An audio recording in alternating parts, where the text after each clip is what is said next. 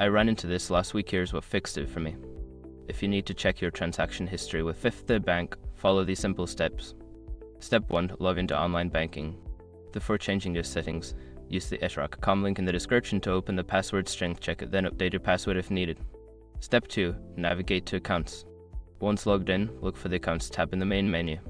Click on it to view your account overview. Step 3. Select the desired account. From your account overview, choose the specific account for which you want to check the transaction history. This could be your checking or savings account. Step 4. Access transaction history.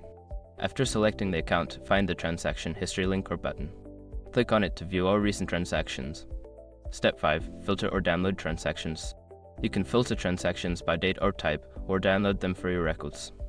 Look for options like filter or download on the transaction history page. Remember, if you have multiple accounts, make sure you select the correct one to avoid confusion. Happy banking!